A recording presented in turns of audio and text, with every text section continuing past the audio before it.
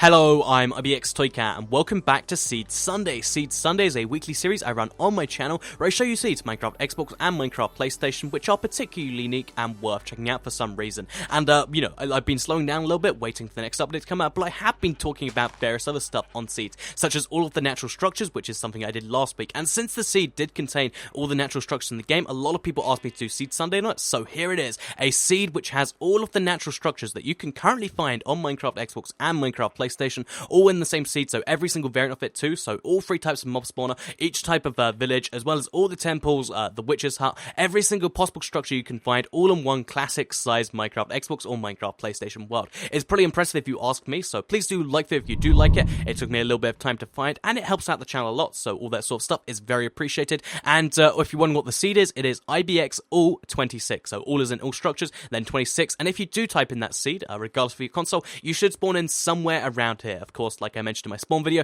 spawn is an approximate area, but we spawn in somewhere around here in this plains biome. And this plains biome is pretty cool because it's marked by just this massive, poppy field here, rose field here, and that's kind of interesting in itself, but also because this plains biome is great because early on in the game, you really need your plains biome because it gives you access to pigs and cows for meat. It gives you access to sheep for their, bed stuff, as well as chickens for eggs, and also horses to ride around if that's your thing, and that will come in useful because this does have a skeleton spawner close to spawn, but also one very weird thing that's not a natural structure in the, normal sense of the word, but if you head really far to the east, or, about 100 blocks to the east, you'll actually find just over here 4 pumpkins all facing into each other, besides this one, just all together, and this isn't something you see very often. It's very weird to look at. I don't know what it's doing there. There's also a pumpkin facing the wall here. I'm not sure what the pumpkins saw, but they saw something and they got scared, and it's just unique to see, and I figured it was worth pointing out. But anyway, let's go on to the actual natural structures for which this seed is pretty famous and what it's actually named after. So the first natural structure is very, very close to the spawn. Literally, this is the spawn just over here, marked by the beacon, and just over here is the very first structure, which is an underground one, which comes in the form of a good old skeleton spawner. So skeleton spawners are pretty cool, but let's actually just night vision ourselves.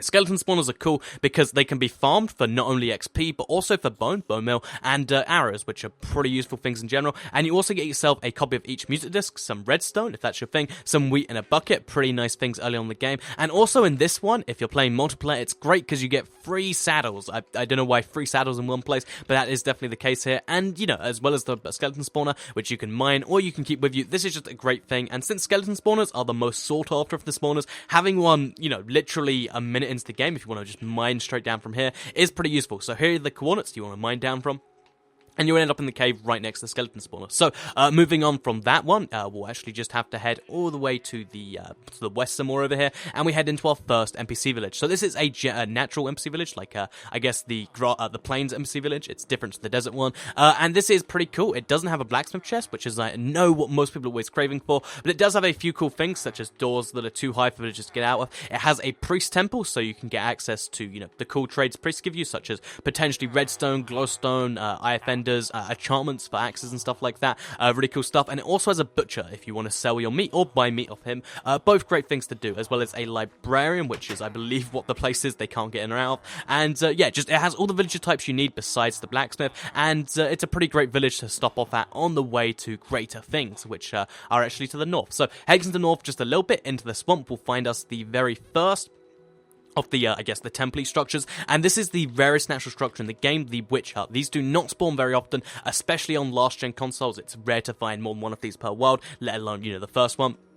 And, this is a witch's hut. It's at these corners just over here, and these are cool places to find witches, and if you want a cauldron early on in the game, it's great to just steal them from here, because you can be like, oh, well, I'm just gonna take this with me and, do my own thing, and it's weird how in creative they just disappear, but yeah, and you can do that too. Also, there's a flower pot that's a great opportunity to get some other stuff, and for some reason, they almost always intersect with trees, but, this one did too, and it's pretty interesting. Also, some sugarcane, but yeah, heading to the north will find you some more structures, quite a few of these are underground, because, very, very close to the center of the map. Like, this is one of the closest to the center of the map ever. We actually have a stronghold at X-8, Z-23. This is, again, very, very close to the world origin. I'm going to make sure I don't fall down because that'll take me to the end. But yeah, if I'm careful here, you'll see this is the end portal room just over here. It's pretty cool. It comes built in with a, I believe it came built in with a couple ender pearls for me, which is always nice, of course. The only silverfish spawner in the world, and just a generally nice stronghold on this world. I think it's pretty cool. It was a fun one to explore for a little bit. I mean, like this is just a normal stronghold, which usually all the strongholds are wacky, but this one is one of those ones that's just like, yeah, you can go around, you can find yourself your apple, your iron ingot. It's a very normal one. And because of how often you find non-normal strongholds, this might be a unique thing for you. I mean, maybe not, maybe so, but, you know, if you want a nice normal stronghold experience, this is for you. There's also the book room over here, and if you head over here, just in case you really want a ravine, I doubt, you know, they're pretty common, they're the most common of all the structures, then you actually see one just over here. A nice ravine, which leads into an enderman scaring me from the darkness. So, yeah. There is a ravine at these corners, but yeah, this is what's going on. Let's just break out the surface so I can show you the other spawners, which are very close by. So there is actually a zombie spawner just over here at these corners, so very close to the surface. You can actually get in here from a cave, which is at these corners. Just in case you don't want to mine to get here, you want to just race to a spawner. These corners, then head down into the cave. And, yeah, you'll find yourself a zombie spawner. These are the most common of the spawners, but, you know, you still get yourself a golden apple, which is one of the rarest drops you can possibly find in one of these chests. I think it's the rarest drop, in fact, sorry, besides maybe specific enchanted books. And then you've also got yourself, you know, your string, you've got yourself some buckets, all that sort of stuff. Pretty cool if you ask me. So, that's the zombie spawner. Let's move on to the final spawner, which you can probably work out, because I've done skeleton and zombie so far. It's going to be the spider spawner, which is just over here. And this is one of the bigger spawners, because it's 7x7 blocks wide, and this is one of the easier ones to farm, as in, like, you know, risk-wise, because they're 2 blocks wide, so they're a little bit difficult to see. But yeah, you can get some horse armor here, 2 copies of cat, because 1 copy just isn't enough. I know, you know, I know I'm a toy cat on the internet, but I think 2 copies of cat is the perfect number. Maybe 3. You also get yourself a name tag and 2 more saddles. Again, great for multiplayer because you've got all the saddles you need in the world, and that's just pretty good stuff right there. Besides this, there is an abandoned mineshaft. Again, very close. All this underground stuff is very close to each other. At these corners just here, you'll find abandoned mineshaft. This does have a cave spider spawner in, all that sort of stuff, as well as quite a few useful chests if you want to go in and looking for those and find those. So, actually, one more thing I wanted to show off. This isn't a naturally generated structure, but this is one of the weird things that happens when biomes get funny. So if you head all the way to the south of the world, this happens on the classic world size on this happened on the 360 because I transferred the world to the Xbox One. So even though this is the Xbox One, this is the 360 version of the save because I know that's the one most people use. For some reason, you get this really weird, like, it clearly spawned as a swamp biome over here and then changed into an ice biome, like as I loaded in the world, because you can see there's loads of lily pads floating on ice over here, and even over here there's just a random a lily pad float sitting on ice. That can't naturally happen. That's just a naturally generated thing. And I think it's really weird, really cool, and that's just a thing that happens here. So, if you've ever wanted to have a lily pad on ice, because you can't do it, I'm showing you right now, then you can come over here. Also, if you break the blocks next to it, then or the block under it, then it's gone forever, and now you've just ruined the one beautiful thing you had in this snow biome. So yeah, there is actually a pretty cool snow biome down here, but there isn't any naturally generated structures in the snow just yet. I really think there should be. I would love to see either an ice temple or an igloo or something like that in the snow biome. I think a snowy village where it's made out of ice and snow blocks and stuff would be cool. But, currently there is not, so we're going to move on to the desert, which has the next few naturally generated structures in the first of all, the form of the desert well. So, this is the most useless of all the things I'm going to show you today. I mean, it really, it's kind of a cool idea, because it's you can find water in the desert using these things. But in reality, it's an infinite source that has a few cool blocks of sandstone around it.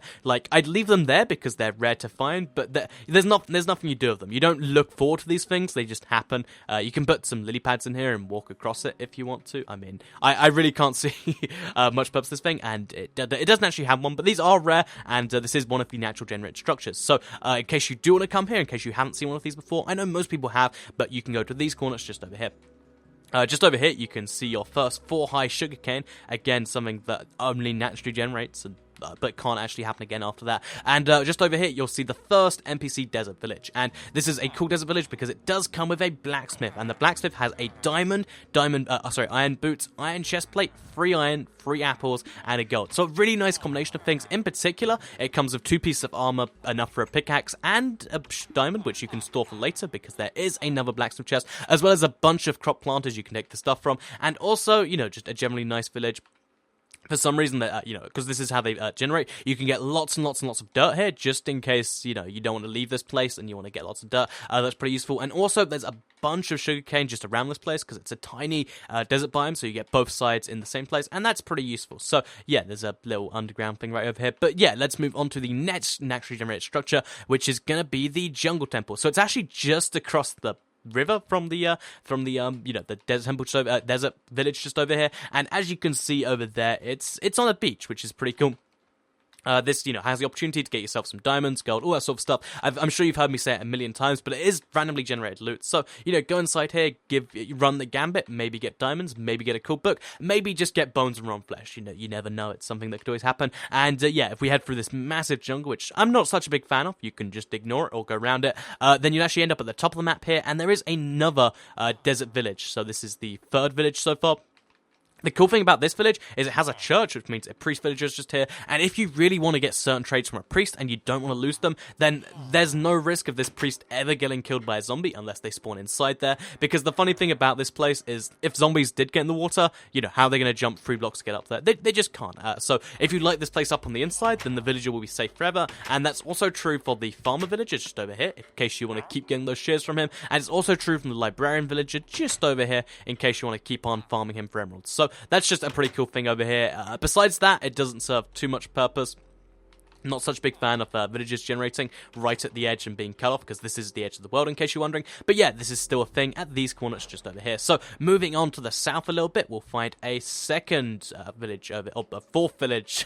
I don't know anything about a second village, and this is the second blacksmith chest, which is pretty cool if you ask me, because lots and lots of stone slabs, lots of lava, all that sort of stuff. But inside the chest, you'll see a second diamond, a third diamond, another iron chest plate, 5 iron ingots, and some more gold. So a serious start to the game when you combine these two things together. And it also has everything besides a church basically here, because it does have a what's it called? A butcher. I was going to say a blacksmith, but a butcher. It has the blacksmith, and it has librarians. So if you combine this with that village up there, or you just head there when you need so, you do get all 4 special types of villages, which is pretty cool if you ask me. So yeah, moving on from this place, you head to the north. You get a tiny extreme hill biome right here. It doesn't have any floating islands or anything like that, but it is still, a nice place to look at and just be like, I own this land. It's everything the light touches is mine. And in case that's a thing you want to do, it's something you can totally do. But yeah, so there's also a oh wow, a little bit like that.